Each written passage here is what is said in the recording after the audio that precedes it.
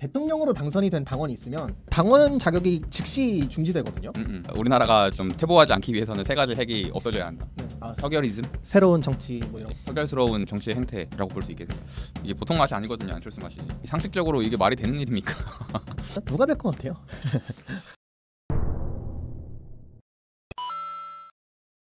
윤석열 대통령이 그 국민의힘 당대표 선거에 아주 노골적으로 개입을 하고 있습니다.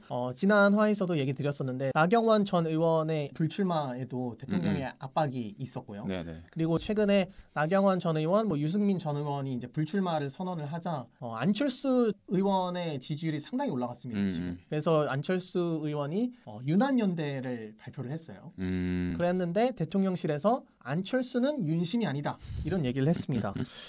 이 얘기는 윤심은 따로 있다. 라는 얘기이고 뭐 우리가 다 알듯이 지금 윤심은 김기현 의원이거든요. 네, 그렇죠. 대통령의 당무 개입 어떻게 보셨나요? 아니 군사 정권 이후로 이 정도로 노골적으로 당무에 개입했던 적이 있나요, 대통령이? 저는 기억이 나지 않거든요. 저 배웠던 적도 없고. 아니 저 이런 윤석열 대통령은 여러모로 정말 처음 경험해 보는 것들을 제공해 주는 것 같아요. 초보 정치인이니까 그럴 수도 있어요. 사실 초보 정치인의 문제가 아니라 상식의 문제 아닐까요? 물론 뭐 윤석열 대통령이 워낙 뭐 후보 시절부터 무지한 모습을 많이 보였어서 다방면으로 요즘 보이는 모습들이 이제 더 이상 놀랍지도 않은데 이렇게 노골적으로 자꾸 당에 간섭하려고 하는 행위는 저 처음 봐요. 이렇게 노골적으로 할 수가 있나? 대통령도 나름의 이유가 있어요. 대통령실에서 아무 이유 없이 하진 않겠죠. 실에서 얘기한 거를 보니까 대통령이 한 달에 당비 300만 원 낸다.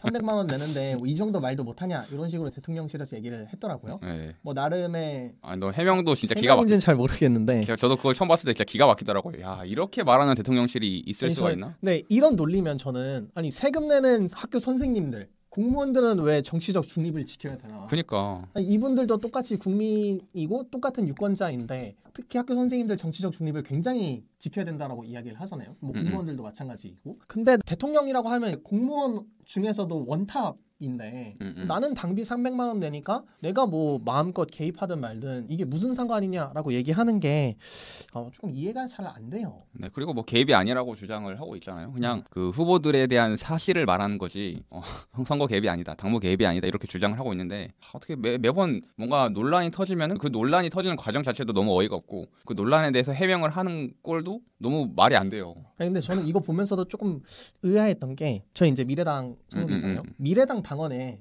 대통령으로 당선이 된 당원이 있으면 당원 자격이 즉시 중지되거든요. 근데 이 당원이 아직도 할 수 있다는 게 저는 약간 좀 신기했어요. 그래서 뭐 다른 거대 정당들은 이렇게 운영하나 보다 했는데 저희 같은 경우에는 뭐 대통령이 나오면 참 좋겠지만 대통령이 나오면 바로 당원권 정지거든요.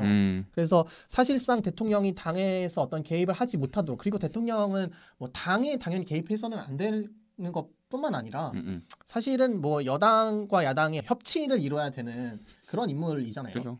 그런데 이렇게 당에 적극적으로 개입하고 또 협치에는 관심이 없고 이런 부분들을 봤을 때에는 윤석열 대통령이 이럴 거였으면 차라리 그냥 국민의힘 대표로 출마하는 게 낫지 않았을까라는 생각도 해봅니다. 이런 게 바로 이제 윤석열이즘이라고 불러야 될까요?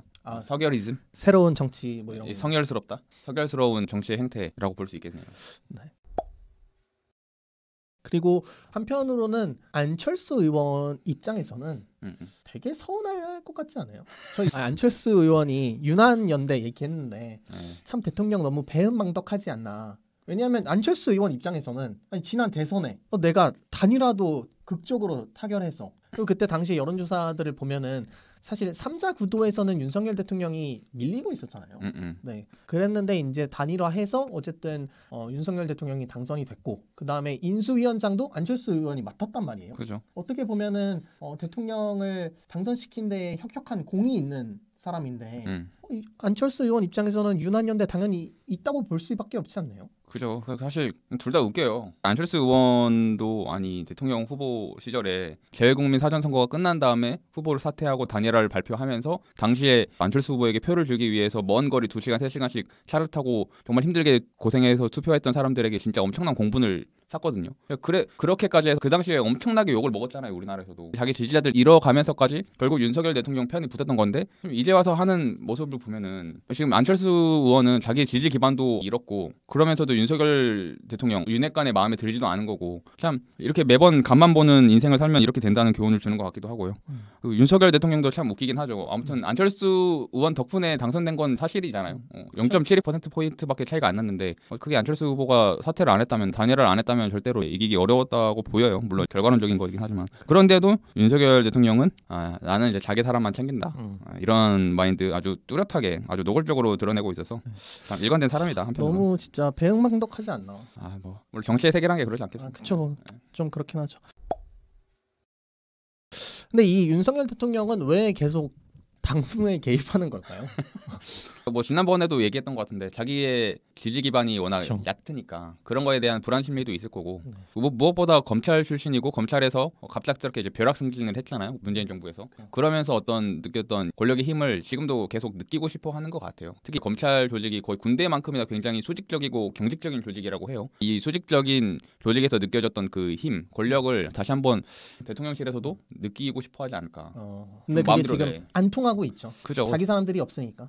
그리고 무엇보다 대통령이라는 자리가 그렇게 쉽게 우리나라가 민주화된 이후로 그래도 많이 대통령의 권한을 많이 약화시켜 왔잖아요. 여전히 강력하긴 해도 대통령이라는 자리가 그렇게 맘대로 모든 걸 맘대로 다 주무를 수 있는 자리가 아니란 말이에요. 그래서 이런 모습들이 검찰 시절에 자기가 행했던 그런 습관들을 전혀 버리지 못하고 있는 것도 한 가지 요인이라고 저는 생각합니다. 네.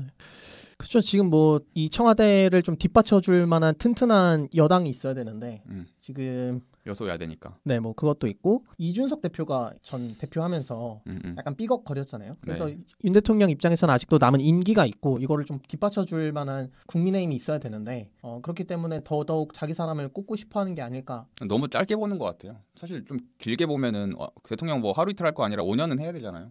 그러면 결국 이준석 뭐 전 대표 같은 사람이나 안철수 의원 같은 사람이나 고루고루 잘 지내는 편이 장기적으로 봤을 때는 좋거든요. 물론 또 다른 면에서 보면 그들과 자기의 세력이 뭐 경쟁해야 한다면 이제 얘기가 달라지긴 하겠지만 아무튼 지금 대통령이 이런 모습을 보고 좋아하는 사람들이 얼마나 있겠어요. 이렇게 되면 결국 국정 동력을 장기적으로 계속 상실하게 되는 그런 결과를 낳기 때문에 너무 짧게 본다. 너무 자기 세력 챙기기만 하려고 한다. 좀 안타깝습니다. 그리고 지금은 사퇴를 했는데 김기현 후보의 후원회장인 심평 변호사가 안철수 의원이 당선이 되면 윤 대통령은 탈당하고 신당 창당할 거다 이런 얘기도 했거든요. 근데 저는 이게 진짜 그럴 가능성이 있다라고 생각을 합니다. 왜냐하면 자기의 기반을 잃어버리는 거기 때문에 얘기하신 것처럼 이 외부에서 들어온 인사잖아요. 윤석열 대통령. 사실상 민주당에서 어떻게 보면 정치에 들어오게 된 거고 그렇기 때문에 자기 기반을 잃으면 오히려 탈당하고 나가서 그냥 신당 창당하는 게 윤석열 대통령 입장에서도 훨씬 더 수월하게 이끌어갈 수 있지 않을까 이런 생각도 해봅니다. 그러고 싶은 마음이 크긴 할 거예요. 근데 집 나가면 개고생이잖아요. 집도 겨우 찾아 들어왔는데 그것도 나간다고 하면은 우리가 집 밖에 살아서 알죠. 굉장히 힘듭니다. 네. 뭐 열린우리당 사건은 사실 굉장히 특이한 케이스였고 아마 윤석열 대통령이 신당을 창당하게 된다면은 그것도 참 볼만하지 않을까. 국민의힘과 경쟁해야 되는데 결국에는 모르겠습니다. 그게 정말 득이 될지. 아무튼 안철수 의원이 현재까지 여러 가지 여론조사를 봤을 때 김기현 전 대표와 엎치락뒤치락 하더라고요. 지금 뭐 1위를 하고 있는 여론조사가 더 많긴 한데 그래서 지금 이렇게 계속 이변 없이 흘러간다면은 정말 재밌는 어떻게 보면 좀 격정적인 그런 사건들이 터질 수도 있겠다. 뭐 이런 생각이 들었어요. 그래서 한번 얘기해 볼까요? 누가 될 것 같아요?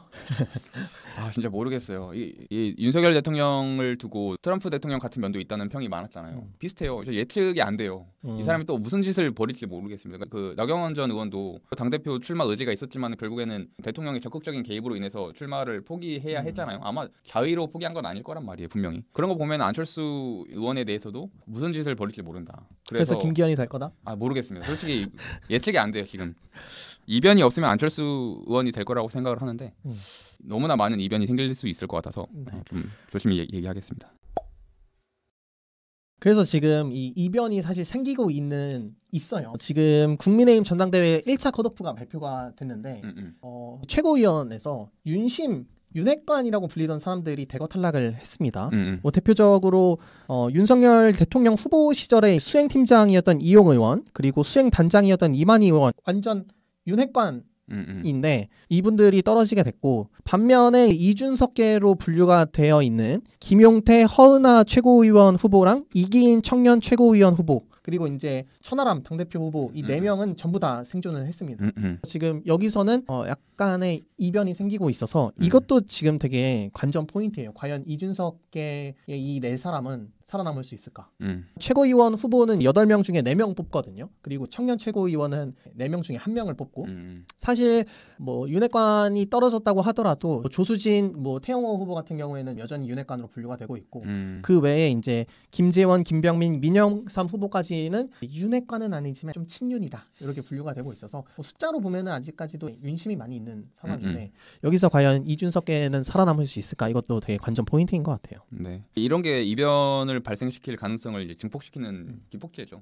그러니까 이준석계가 이렇게 계속 살아남는다면은 대통령 입장에서도 아마 위기감을 더 키울 수밖에 없고 그러면은 좀 더 무리한 행동을 하게끔 그런 작용을 하게끔 이어지게 되지 않을까. 그래서 점점 더 예측이 좀 어려워지는 그런 흐름을 보이고 있는 것 같아요. 이게 지금은 국민의힘 당원들도 내부적으로 대통령의 당무 개입이 지나치다라고 판단을 하니까 이런 일이 벌어졌을 거예요. 아마 제 생각에는 저는 이렇게 보는데 이준석계는 아마 살아남지는 힘들지 않을까. 네, 당대표는 뭐 당연히 안 되는 거고 최고위원이나 청년 최고위원도 마찬가지로 이준석계는 당선이 어렵지 않을까라고 생각을 하고요. 왜냐하면 한 명도? 한 명도. 왜냐하면 이게 저는 오히려 윤석열 대통령을 지지하는 당원들에게 경각심을 주는 사건이 됐을 것 같아요. 그렇게도 하겠죠. 네. 이거 잘못하다간 대통령 밀린다. 이래서 이제 좀 더 투표장에 나가서 투표를 할 것 같고 그래서 이준석계는 조금 살아남기가 쉽지 않지 않을까 싶고요. 다만 이제 천하람 후보가 어느 정도로 마치느냐가 관건일 것 같아요. 꼴찌냐 아니면 3위냐 그게 좀 더 관건이지 않을까 싶습니다. 그죠. 그런 가능성은 없을까요? 천하람 후보가 안철수 후보와 단일화하는. 근데 지금 계속 나오고 있잖아요. 단일화는 생각이 없다. 그리고 이준석 대표가 안철수 의원을 참 저도 이번 사건을 보면서 느끼는 건데 물론 예전에도 대놓고 비판하고 엄청 싫어했잖아요. 비판 정도가 아니라 조롱을 했죠. 네. 근데 지금도 참 싫어하는구나를 잘 느낄 수 있습니다. 지금 뭐 계속 안철수 대표 비판하더라고요. 근데 저는 약간 생각이 비슷해요. 당대표 선거가 결선 투표로 진행이 되잖아요. 천하람 후보도 지금 안철수 의원과의 연대는 없다라고 계속 이야기를 하고 있는데 제가 만약에 이준석 대표라면 안철수 의원과 손을 잡아보는 것도 나쁘진 않지 않을까. 그렇죠. 왜냐면 뭐 정치에서 뭐 영원한 적은 없거든요. 맞아요. 네, 그러니까 그런 말이 있잖아요. 그 노회찬 의원이 하는 말처럼 그쵸. 외계인 침공하면 한국이랑 일본이 손잡을 수 있는 거죠. 그렇죠. 네. 그래서 지금 윤핵관이라는 공통의 적이 생겼기 때문에 그쵸. 우리 잠깐 손을 한번 잡아보자. 이런 모습도 나와 볼 수 있지 않을까. 네, 충분히 저는 가능한 모습이라고 생각합니다. 네, 그래서 이번에 그런 연대를 통해서 이준석 대표가 재도약하는 계기를 마련하고 싶다면 뭐 안철수 의원과 손을 잡는 것도 뭐 괜찮지 않을까 생각이 좀 듭니다. 네. 그리고 안철수 의원이 당대표로 당선이 되면 진짜 재밌을 것 같아요. 그러니까요. 야, 국민의힘이 도대체 어떻게 될런지 안철수 의원의 맛을 한번 또 느끼게 되면은 이게 보통 맛이 아니거든요. 안철수 맛이. 참 재미있으신 분이에요. 예전에 민주당 가서 혁신전대 한다고 이제 그 난리를 쳤잖아요. 했다가 이제 잘 안 돼서 나오고 국민의힘 들어가서 한번 또 붙어보고 그리고 또 예전에 국민의당이라고 하는 제3세력도 한번 만들어본 경험도 있거든요. 그죠. 그래서 저는 이번 선거가 어떻게 끝나건 간에 쪼개질 가능성이 있지 않을까. 뭐 안철수 의원이 잡으면 이거는 쪼개질 가능성이 굉장히 높다라고 생각을 하고 글쎄요. 김기현 의원이 당대표를 잡으면 이 비윤 세력들이 나갈지는 잘 모르겠네요. 근데 그러니까요. 나가려고 하는 게 오히려 좀 도움이 되지 않을까 싶어요. 김기현 전 대표와 같은 사람이 다시 대표가 된다면은 뭐 비윤 세력으로 분류되는 그런 사람들은 아마 나가든가 아니면은 뭐 빌붙든가 뭐 둘 중 하나밖에 없겠죠. 네. 아니면 뭐 살아남을 수가 없을 테니까. 글쎄 잘 모르겠네. 유승민 전 의원 같은 경우에는 예전에 바른미래당 해서 나가본 적이 있잖아요. 그죠. 나가 보니까 힘들더라 해서 다시 들어온 거. 집 나가면 개고생이다 해서 다시 들어온 거죠. 이준석 대표도 마찬가지고. 그래서 이 사람들이 과연 이번 선거에서 지면 다시 한번 집을 나가볼까라고 하는 그런 도전이 생길지 잘 모르겠지만 안철수 의원이 잡으면 친윤은 한번 똑 하고 나와볼 가능성이 있지 않을까. 네네. 그러니까 예전에 친박연대처럼 비슷한 사건이 또 재림할 수도 있겠다. 뭐 이런 생각이 드네요. 네. 지금 이 국민의힘 당대표 선거가 굉장히 재미있습니다. 저는 그리고 이 결선 투표제 도입한 거는 굉장히 좋은 것 같아요. 이제 대통령 선거도 앞으로 결선 투표제 도입하면 좋겠고. 그러니까요. 네, 그럴 때 이제 국민의힘에서도 해봤으니까 우리 대통령도 결선 투표제 해보자 이런 얘기도 해보면 좋을 것 같아서. 그리고 무엇보다 우리 대통령께서 너무나 열심히 여기에 적극 개입해주는 바람에 안 좋은 쪽으로 어쨌든 화제가 돼서 재미있습니다. 네, 뭐 보는 재미는 있죠. 물론 뭐 나라가 좀 잘못되고 있는 것 같긴 한데.